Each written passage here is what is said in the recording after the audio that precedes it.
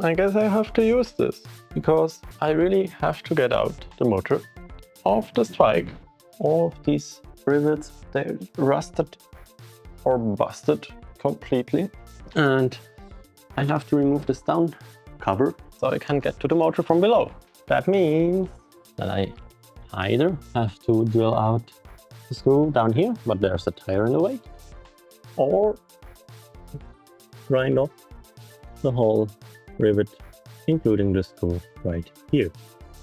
And here I can at least get to it. I'm a little afraid and really hope I don't break anything too badly.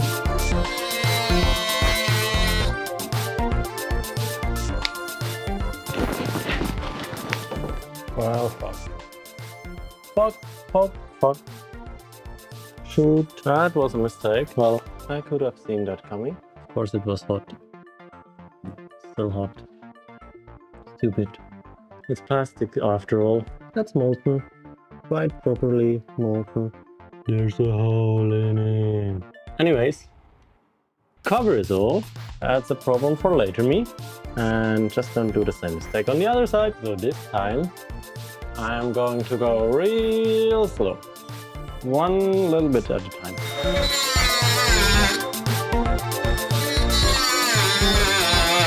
Oh, let's cool it off. Finally! We have made it! Yeah! Looks quite brushy down here, but I guess good enough. This looks awfully lot like a bearing housing. The inside of a bearing. And this is probably a retainer ring. It's not a good sign, I guess. Let's see if it's missing somewhere. Hopefully not, please. And now that it is uncovered down below, this is the tow hook basically. And we will mount that into a ratchet strap and take that and pull it to the ceiling. And we can have a proper look down underneath. That's the plan at least. Number one. Let's get a second one so I can ratchet one up and then secure it with the next one and ratchet the other one up.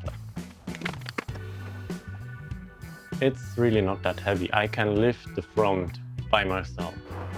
Okay.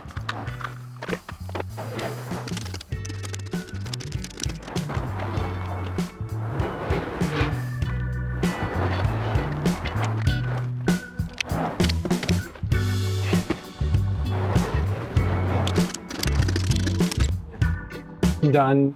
Let's go and have a look. We have our 3 horsepower AC induction motor, and it is connected to a gearbox. It has an 11:1 ratio. Then we have the differential in the back there that goes to the drive shaft and axle for the wheels.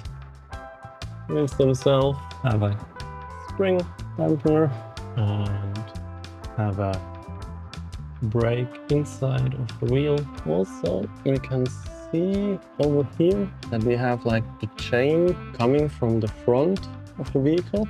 And here we have a chain tensioner and cover, of course. I'll figure out a plan for taking this motor off without wheels completely turning to the wrong direction and Twike falling onto my head.